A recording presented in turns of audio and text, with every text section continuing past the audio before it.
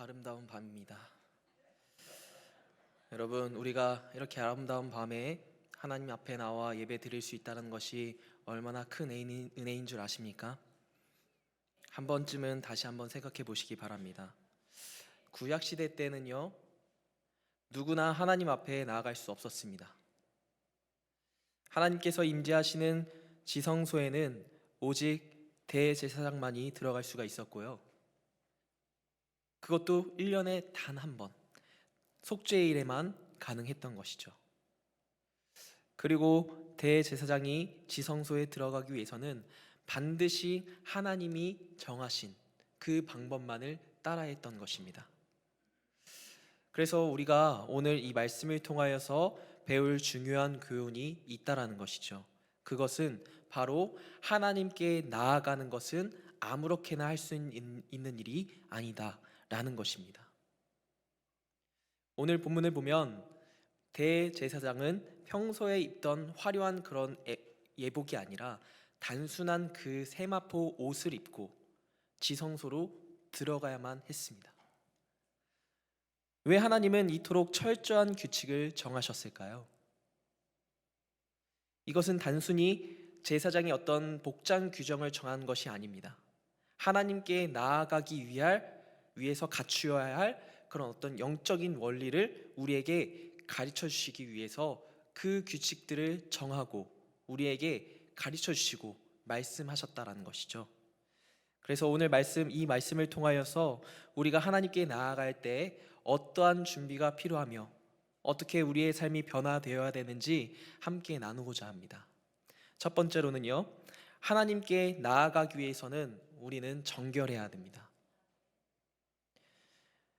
레위기 16장 4절에 보니까 대제사장은 지성소에 들어가기 전에 반드시 세마포 옷을 입어야 했습니다. 우리 4절 같이 읽어볼까요? 시작! 거룩한 세마포 옷을 입으며 세마포 바지를 입고 세마포 띠를 띠며 세마포 관을 쓸지니. 아멘.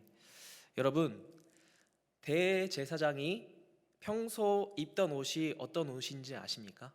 우리 사진 한번 보여주시겠습니까? 네, 앞에 있는 모습이 대제사장이고요. 뒤에가 이제 그냥 일반 제사장입니다. 평소에 대제사장은 그 세마포 옷을 입고 나서 그 겉옷에 에봇이라는 것을 입었습니다. 그래서 앞에 여러 가지 그 장신구들을 달고요. 그리고 하나님께서 정해주시는 대로 반드시 저렇게 입었어야 됐습니다. 아주 화려했죠. 금으로 된 장식된 흉패, 12지파를 상징하는 보석들, 푸른색, 자주색, 홍색, 실로 짠 아름다운 옷이었습니다. 그런데 하나님께서 대속죄일, 그러니까 속죄일에 지성소에 들어갈 때는 이 모든 화려한 옷을 다 벗어버리고 단순히 세마포만 입으라고 하신 거죠. 그 뒤에 있는 사람이 하얀색만 입었죠. 저기에 세마포만 입은 복장인 것입니다. 이것은 우리에게 두 가지의 중요한 의미를 가르쳐주고 있는 것이죠. 먼저는 하나님 앞에 겸손해야 된다는 것을 우리에게 말씀하고 있는 것입니다. 그러니까 대제사장은 이스라엘 백성들 가운데 가장 존경받는 그런 위치에 있었죠. 그러나 하나님 앞에서는 이 대제사장도 한낱 죄인이었던 것뿐입니다. 저도 마찬가지고 또 여기에 계신 모든 분들도 마찬가지인 거죠. 아무리 제가 이 단상 앞에 섰다고 한들 하나님 앞에선 그저 피조물일 뿐인 것이죠. 화려한 옷은 사람들 앞에서는 권위와 영광을 나타낼 수 있었지만요, 하나님 앞에서는 아무런 의미가 없었던 것입니다. 예를 들어서 이런 이야기가 있습니다. 한 임금이 신하들에게 이렇게 이야기합니다. 나를 만나려면은 반드시 깨끗하게 흰 옷을 입고 나오라, 이렇게 이야기합니다. 그래서 어떤 신하는 자신이 더 멋져 보이고 더 도드라 보이고 싶어가지고 금으로 된 장식으로 된 그런 옷을 입고 나갔습니다. 임금은 이 사람을 보고 이렇게 이야기한 것이죠. 나는 네가 얼마나 화려한 옷을 입었는지 보려고 부른 것이 아니다. 네가 내 말을 따랐는지 보려고 불렀던 것이다. 여러분, 우리는 하나님 앞에 나아갈 때 우리의 어떤 업적이나 경력이나 세상의 그런 평가를 자랑하면서 나아가는 것이 아니라 겸손한 마음으로 하나님께 나아가야 되는 줄을 믿습니다. 여러분, 혹시 우리가 하나님 앞에 스스로 과시하고 있지는 않은지 이 시간을 통해서 함께 그 말씀의 거울 앞에 비춰 보시기를 바랍니다.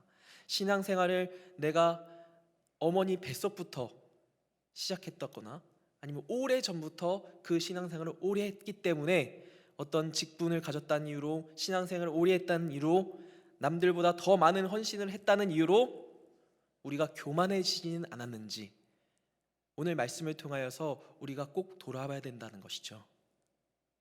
그래서 하나님께 나아가기 위해서는 우리의 모든 자랑들을 다 내려놓고 하나님 앞에 정결한 모습, 경건한 마음으로 나아가야 되는 것입니다.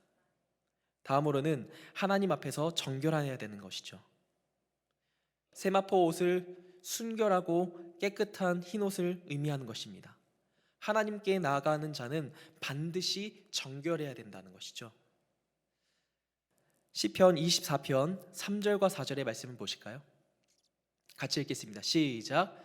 여호와의 산에 오를 자가 누구며 그의 거룩한 곳에 설 자가 누구인가? 손이 깨끗하며 마음이 청결하며.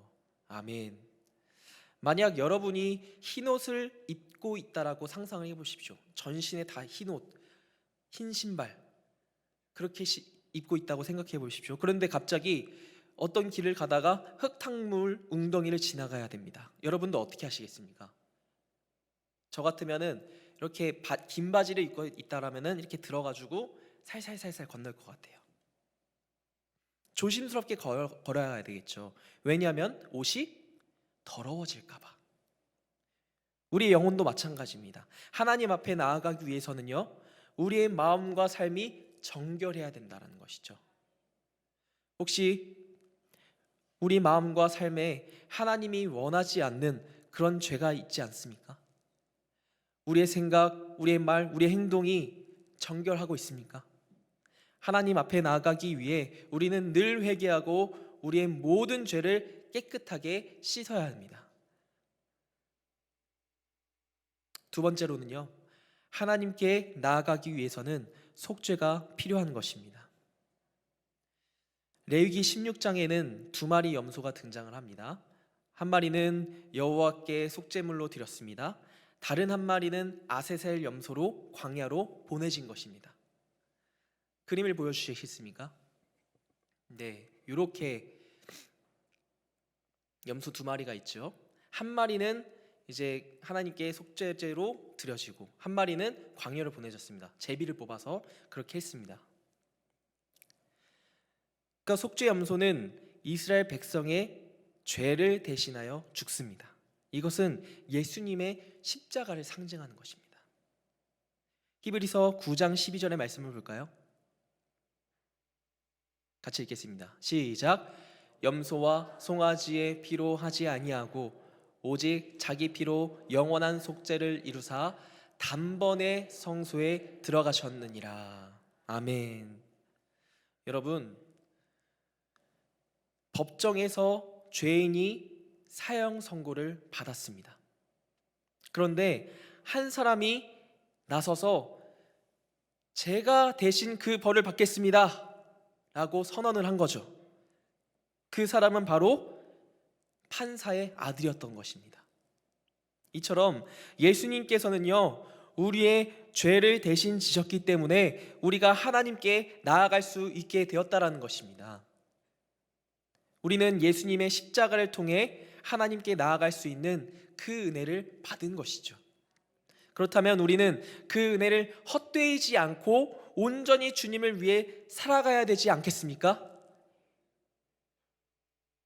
그래서 아사셀의 염소는 그냥 단순한 그런 어떤 상징이 아니라 하나님께서 우리의 죄를 완전히 제거하신다라는 그런 강력한 메시지를 담고 있는 것이죠. 속죄 염소는요, 희생 제물로 죽었지만 아사셀 염소는 살아서 그 광야로 보내진 것입니다. 이것은 무엇을 의미할까요? 제가 여러 주석들을 보면서 이제 몇 가지 견해들이 있더라고요. 그런데 잘못된 건강하지 않은 견해들이 몇 가지 있었습니다. 그 중에는 그 아사셀이 사탄, 마귀에게 보내진 거다라고 이렇게 해석하는 분들이 있는데, 그거는 건강하지 않은 그런 해석입니다. 이 아사셀은요, 에즈, 염소를 뜻하고요, 또 아잘 해가지고 떠나다, 그러니까 염소를 떠나 보낸다라는 그런 의미인 것입니다. 어쨌든 다시 돌아서 건강한 견해를 우리가 살펴보면요, 첫 번째, 염소는 우리의 죄의 대가가 치러졌다라는 것을 의미하는 것입니다. 두 번째, 염소는요, 우리의 죄가 완전히 사라졌다, 떠나갔다라는 것을 의미하는 것입니다. 이것은 결국에 무엇입니까? 하나님께서는 우리의 죄를 용서하실 뿐만 아니라 그것을 영원히 기억하지 않으신다 라는 그런 말씀을 우리에게서 이 레위기의 말씀을 통해서 전달하시는 것이죠. 시편 103편 12절의 말씀을 보실까요? 같이 읽겠습니다. 동이 서에서 먼 것 같이 우리의 죄가를 우리에게서 멀리 옮기셨으며. 아멘. 어떤 사람이 큰 빚을 졌습니다. 아무리 그 사람이 노력을 해도 그 빚을 감당할 수가 없는 거예요. 그런데 누군가가 그 빚을 대신 갚아주었던 것입니다. 그러나 이 사람은요, 여전히 빚을 갚아야 된다라고 생각하면서 괴로워하는 것입니다. 아니, 내 빚을 왜 갚아줬대? 진짜 갚아줬다고? 아닌 것 같은데? 아닌 것 같은데? 그러니까 그 사람은 용서를 받았지만, 그 빚을 탕감받았지만 여전히 자유를 누리지 못했던 것이죠. 여러분, 우리도 마찬가지입니다. 하나님께서 우리의 죄를 용서하셨음에도 불구하고 우리는 여전히 죄책감에 시달릴 때가 많이 있죠. 하지만 하나님은 우리의 죄를 완전히 제거하신 줄을 믿습니다. 혹시 우리는 이미 용서받은 죄 때문에 여전히 죄책감 속에서 살아가지고 있지는 않습니까? 하나님이 용서하신 그 죄를 우리가 다시 붙잡고 괴로울 필요가 없다라는 것입니다. 우리는 예수 그리스도 안에서 자유해야 합니다. 하나님은 우리의 죄를 다시 떠올리지 않으시고, 그러므로 우리도 과거의 죄에서 벗어나서 용서받은 자로 담대하게 하나님께 그 지성소로 나아가시는 저와 여러분들 되시기를 간절히 소망합니다. 우리 세 번째, 마지막으로는요, 하나님께 나아가기 위해서는요, 예수님의 의를 덧입어야 됩니다. 그 죄를 해결할 수 있는 방법, 특히 정결하기 위해서는요, 우리의 힘으로 할 수 있는 것이 아니기 때문이십니다. 대제사장이 지성소에 들어가기 위해 세마포 옷을 입어야 했던 것처럼 오늘날 우리는 하나님께 나아가기 위해서 예수님의 의, 예수님의 보혈의 피를 의지해서 나아가야 된다는 것이죠. 에베소서 4장 24절의 말씀을 보실까요?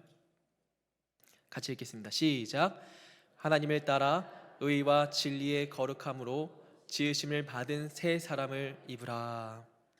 저는 이 말씀을 볼 때마다 큰 도전과 위로를 얻습니다. 그 죄인 되었던 우리의 모습, 심지어 오늘 이 시간까지 왔을 때까지도 죄를 지었던 우리의 모습, 이 모습까지도 하나님께 회개하고 나아간다면 우리의 죄를 용서해 주신다라는 것이죠. 우리는 스스로는 하나님 앞에 설 수 없습니다. 왜냐하면 우리가 예수 그리스도의 그 의, 그 보혈의 피가 없다라면 법정 앞에 서면 바로 사형 선고이기 때문인 것이죠. 그러나 법정적으로 우리가 그 예수 그리스도의 의를 입고 나아간다면 하나님께로 나아갈 수 있는 것입니다. 그래서 오직 예수 그리스도의 의를 입을 때만 하나님께 나아갈 수 있다라는 것이죠. 그러면 여러분, 예수님의 의를 입는다라는 것은 무엇을 의미할까요? 예수님의 의를 입는다. 예수님의 의를 입는다라는 것은 단순히 구원만을 받는다라는 것을 의미하지 않습니다. 그것은 우리의 삶이 완전히 변화되었다라는 것을 의미한다라는 것이죠. 왜냐하면 만약에 빚을 탕감받고 그 죄를 용서받았는데 똑같은 죄를 계속해서 반복해서 짓는다라고 생각해 보십시오. 그 탕감해준, 그 죄를 용서해준 그 사람의 입장에서는 굉장히 마음이 속상할 것입니다. 그러니까 죄를 탕감해준 그 사람의 마음을 헤아려서 우리가 살아야 될 필요가 있다는 것이죠. 예수님의 의를 입은 사람은 더 이상 자기의 의를 주장하는 것이 아닙니다. 그는 자신의 공로나 선행이 아니라 오직 하나님의 의를 의지해야 된다는 것이죠. 예를 들어서 어떤 사람이 초대를 받아서 왕 앞에 나가야만 했습니다. 그러나 그는 너무 초라한 옷을 입고 있었던 것이죠. 그래서 왕이 그를 위해서 아름다운 그 옷을 준비해 주었습니다. 그런데 이 사람은요, 그것을 입지 않고 자신의 옷만 고집했던 것이죠.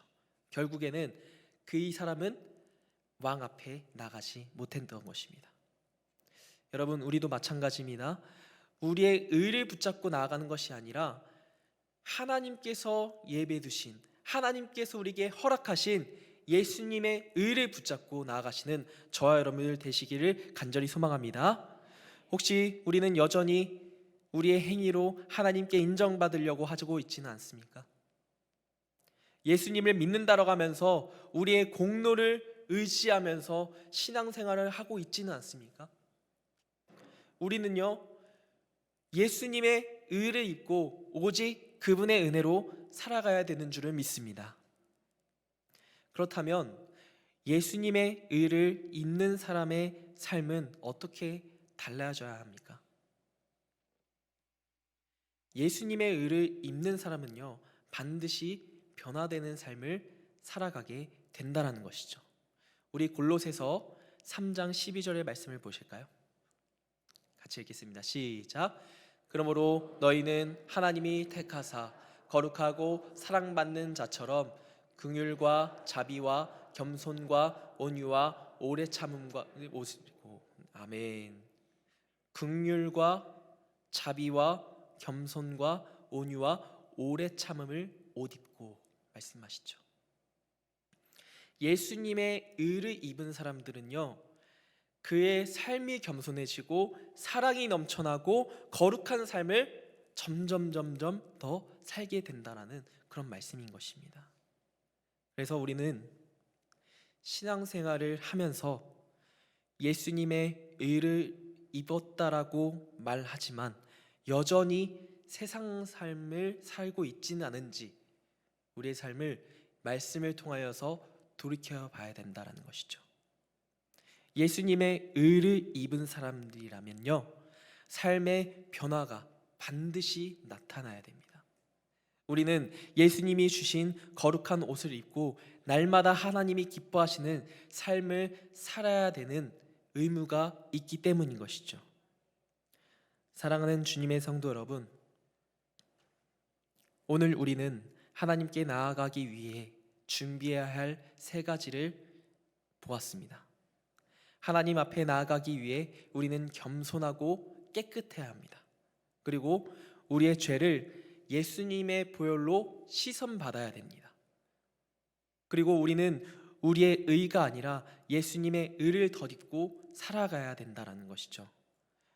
그래서 여러분, 우리는 이제 예수님 덕분에 담대히 하나님 앞에 나아갈 수 있게 된 것입니다. 대제사장만이 1년에 한 번 들어갈 수 있던 그 지성소가 이제는 우리에게 활짝 열려졌다라는 것이죠. 히브리서 10장 19절과 22절의 말씀을 한번 보실까요?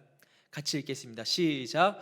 그러므로 형제들아, 우리가 예수의 피를 힘입어 성소에 들어갈 담력을 얻었나니 우리가 마음의 뿌림을 받아 악한 양심으로부터 벗어나고 몸을 맑은 물로 씻었으니 참 마음과 온전한 믿음으로 하나님께 나아가자. 아멘. 여기에 계신 분들 중에서 죄로 인하여서 아니면 삶의 고단함을 통하여서 무거운 마음을 가지고 계신 분 계십니까? 예수 그리스도의 의를 덧입어서 하나님께 담대히 나아가 그 모든 짐을 하나님께 풀어놓으시는 저와 여러분들의 삶이 되시기를 간절히 소망합니다. 하나님은 오늘 우리를 지성소로 초대하고 계십니다. 겸손함과 정결함으로 세마포를 입고 예수님의 의를 덧입고 하나님께 나아가시는 저와 여러분들의 삶이 되시기를 간절히 축복합니다.